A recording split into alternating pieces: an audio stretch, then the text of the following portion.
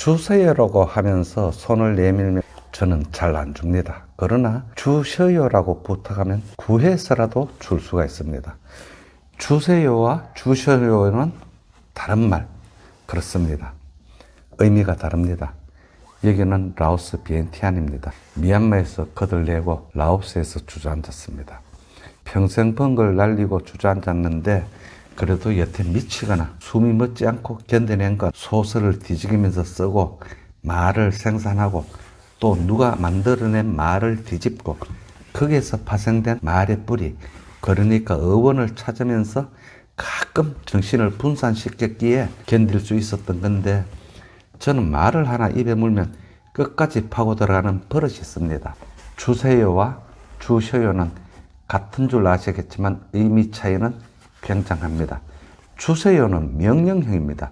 내놔 임마, 이런 식으로 달라는 강제성을 띤 명령의 존댓말이나 높임말이죠. 반면에 주셔요, 이 말은 청유나 권유형입니다. 의미나 본질을 파고들면 좀 줄 수 있겠니? 좀 줄 수 있겠어? 상대방의 입장을 헤아리고 달라는 존댓말이니 내놔 임마와는 명확하게 다른 각도의 말이라고 할 수 있겠지요. 이처럼 미미한 걸 파고들면서 정신을 분산시키고 엉뚱한 데 몰입하며 자꾸 잊으려고 했기 때문에 견딜 수 있지 않았나. 우리가 모르고 쓰는 말과 말의 뿌리, 그러니까 어원을 이야기 속에 담아서 지루하지 않게 맛깔나게 함께 풀어보겠습니다. 이야기에 담지 않으면 공부가 되는데 공부 정말 쓸모없는 물건입니다. 공부만 잘하면 모든 걸 용서받던 그런 시대는 지났고 세상의 답은 교과서 밖에 있습니다. 어디를 막론하고 융통성이 필요한 프로젝트에서 학교 우등생은 반드시 배제된다는 말이 있습니다. 라오스 비엔티안, 눈물 젖은 메콩 강변에 방치된 조선할배의 우리말 대부학, 방치되었다는 말보다는 유배되었다는 말이 더 적합하겠네요. 해외에서 사업을 잘못해서 지방 경제를 완전히 거들낸 죄로 유배되었다. 유배. 달리 생각하니 그것도 아닌 것 같네요.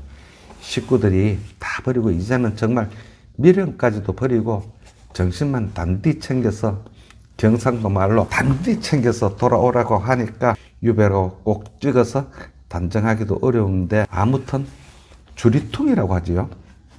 우리말로 염치, 체면, 면목, 볼 낯짝이 없다, 이런 걸 통으로 싸잡아서 주리통이라고 하는데, 이 주리통이가 없어서 차마 돌아가지 못하고 머릿속에 돌아가는 좌표나 약도 방향마저 다 지우고 모든 걸 내려놓고 주저앉아서 숨을 고르고 있습니다. 급하게 앞만 보고 쫓아왔기에 비록 유배라고 하지만 이런 짬이나 여유는 가져보지 못했습니다. 참으로 대쪽같이 살면서 여기까지 내몰렸는데요. 저 양반 대쪽이다. 대쪽이라는 말을 들어보신 적 있죠? 왜 대쪽에 비유를 했을까요? 제 생각으로는 대나무는 밑둥치를 잘라서 쪼개보면 쪼곱게 끝까지 반듯하게 갈라집니다. 그렇게 급하게 갈라지니 옆을 돌아볼 짬이 없겠지요. 그런 대나무의 특성 때문에 성질이 급하고 융통성이 없는 사람을 두고 대쪽에 비유하지 않았나, 그런 생각이 드는데, 가끔 대쪽이라는 소리를 듣는 저도 한번 꽂히면 급해서 옆을 돌아볼 사이가 없습니다. 듣기 좋은 말로 해서 추진력이 있다고 하지만 최단점이죠. 일단 마음을 먹고 이거다 싶으면 옆도 안 돌아보고 바로 끝까지 밀고 갑니다. 옆에서 누가 안 된다고 말리면 해봤나? 해보고 안 된다고 하나? 그렇게 물으면 해본 사람이야 당연히 해봤다고 하겠지요. 해봤다는 대답을 들으면 또 묻거든요. 사력을 다 해봤나? 정말 죽은 힘을 다 해봤냐고. 안 된다는 말과 안 된다는 생각이 진짜로 안 된다는 거 혹시 알고 있나? 따지듯이 그렇게 물으면 아무도 못 말리죠. 못 말리는 게 아니라 안 말리고 외면하겠죠. 스스로 합리화시키면서 된다는 생각으로 최악으로 밀고 가지요. 그게 무덤이라는 줄도 모르고 19살짜리 포크레인 조수로 시작해서 미얀마 주택사업까지 참말로 대쪽으로 밀고 갔습니다. 그런데 미얀마에서 아파트 완공을 거의 눈앞에 둔 시점에 코로나가 터졌는데 외국인들 다 나가라는 통보를 받고 아마도 제가 좀 늦게 나왔던가 봐요. 전기 노선으로 다니는 비행기는 다 끊어졌고 미얀마 공군에서 제공하는 특별기를 타고 그때 한국인 32명이 타고 인천공항에 떨어졌는데 코로나가 좀 잠잠해지나 했는데 바로 터진 미얀마 쿠데타. 그때부터 비자가 나오지 않아 한국에서 발이 묶인 거지요. 비자를 신청하다가 대답이 없어서 또 신청하고 또 신청하고 다시 신청하고 우여곡절 끝에 35개월의 공백을 두고 미얀마로 건너갔는데 주인 없는 살림이 온전할 리가 있겠습니까?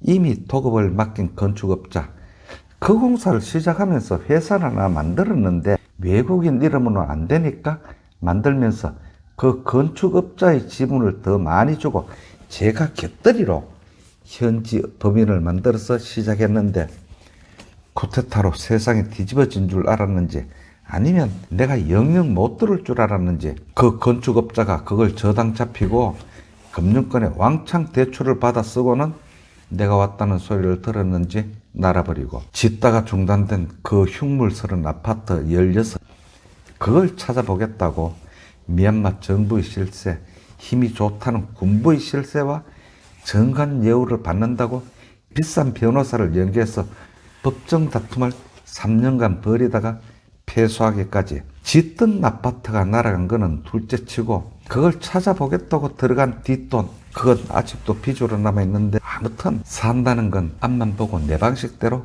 내쳐 달려야 하는 줄 알았습니다. 그게 바른 길이라고 쫓아오다가 털썩 주저앉은 여기는 라오스 비엔티안 도심에서도 한참 떨어진 강마을 분위기 좋습니다.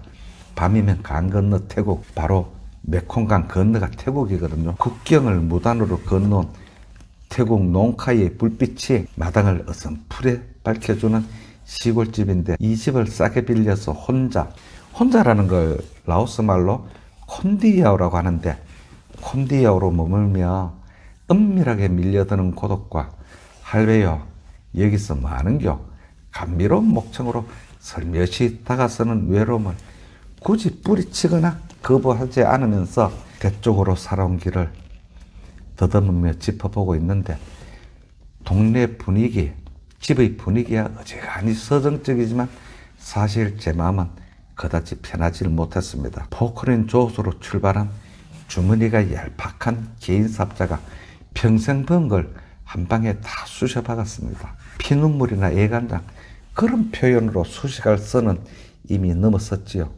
미얀마에서 그런 일이 생겼는데 차마 한국으로 돌아가지 못하고 라오스에 주저앉은 지 이제 5개월이 되었습니다. 정말 미얀마에서 터진 그 일을 생각하지 않으려고 억울하다는 감정을 사귀려고 별의 별짓을 다 했습니다. 사람이 육체적으로 일을 하는 것보다 누구를 정화하고 억울한 감정을 다스리고 억누르는데 훨씬 많은 에너지가 소요된다는 것. 분하다는 감정을 억누르며 정신적으로 휘둘린 날은 저녁에 누우면 마치 소금물에 절인 시금치처럼 착 가라앉으면서 거의 자지러집니다. 아무튼 말 한마디를 종일 입안에 굴리며 혀로 뒤지면서 해부하는 버릇. 혼자 지내는 유배지에서 그런 버릇이 없었다면 견디기가 더 힘들었겠죠. 저는 어떤 말을 들으면 이 말이 어디에서 파생되어 생겨났을까? 버릇처럼 그 말의 어원을 찾지요. 대체 이 말의 뿌리는 어디에 있을까? 가령 지금이 오전 9시라고 한다면 왜 오전이라고 했을까? 옆에 있는 친구에게 묻는다면 야, 이 사람아, 아침 낮이니까 오전이지. 그렇게 말하겠지요. 친구야, 그거 말고 오전을 왜 오전이라고 했을까? 그렇게 물으면 친구는 분명히 버벅거리다가 생각 안 해봤는데 그럴 겁니다. 왜 오전이냐 하면 자축, 인묘, 진사, 오미, 신유, 술해 이게 12지간이고요. 가벌병정, 무기경 뭐 이렇게 나가는 게 10천간이죠. 천간과 지간, 그러니까 하늘과 땅 사이에 있는 게 바로 인간입니다. 인간 중에서 저처럼 약간 덜 떨어진 인간도 있고요. 아무튼 자시가 밤 11시부터 1시까지를 이야기하는데 옛날에는 12시간으로 하루를 갈라 놓았으니까 옷이라면 앞에 6개를 보내고 후반전이 시작되는 첫 대가리 1시부터 3시까지를 이야기합니다. 그 중앙에 점을 하나 딱 찍어서 12시 정각, 이걸 정오라고 하지요. 그러니까 정오 이전을 오전, 그 이후를 오후 이렇게 분류되는데 라오스 말도 그런 기준이 적용됩니다. 오전을 티앙건, 오후를 티앙라 이렇게 분류하는데 건이란 라오스에서 이전이나 먼저를 뜻하는데 빠이건이라고 하면 먼저 간다는 말이고 라는 시간상 뒤를 뜻하는데 유탕라 하면 뒤에 있다는 뜻이 됩니다. 티앙건, 티앙라, 오전, 오후를 가리키는 티앙이란 아무래도 태양에서 따온 말이겠죠. 라오스 말에는 중국의 영향을 받은 흔적이 곳곳에 박혀 있습니다. 영어도 크게 다를 바가 없겠죠. 오후를 애프터눈이라고 하잖아요. 눈이라는 게 바로 정오를 말하는 거고 정오를 지났으니 애프터눈, 오후라는 명사가 된 거죠. 그럼 오전은 비포눈이라고 해야 맞는데 그런 말을 쓰는 사람도 있기는 있을 겁니다만 비포는 비포가 이미 두 단어가 합성된 말인데 거기다가 하나를 덧붙여서 또 한 단어를 만들기에는 무리가 있으니 모닝타임 9:00, 모닝타임 10:00 이렇게 매끄럽게 사용하는 듯 합니다.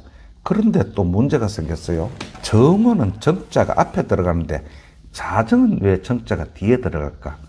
정자해라, 정시오너라, 정론을 펼쳐라, 정남량이다. 모든 말에서 정자가 앞에 들어가니 어순으로 보아 정오가 맞겠지요. 그런데 자정은 정자가 왜 뒤에 들어갔을까? 이건 아무리 생각해도 풀리지가 않던데 나중에 생각하니 밤이라서 음기가 너무 세게 동해서 체위를 바꾸어서 여성 상의로 살짝 뒤집어 본 게 아닌가. 요즘 여성 상의가 여러 군데서 다양하게 어떻게 보면 지나칠 정도로 쓰이는데 소설가가 논리로만 파고들면 안 되겠죠. 소설 자체가 허구 픽션인데 눈물 젖은 메콩강에 방치된 조선알배, 음식물은 오래 두면 부패됩니다. 상한다는 이야기지요. 그러나 덜어는 썩지 않고 반려되는 음식도 있습니다. 저도 방치되었지만 상하거나 썩지 않고 반려되고 싶습니다. 반려 촉진자라는 생각으로 구독을 눌러주시고 다음 영상에서도 우리말을 같이 해보는 시간이 되도록 약조하면서 선생님들 고맙습니다.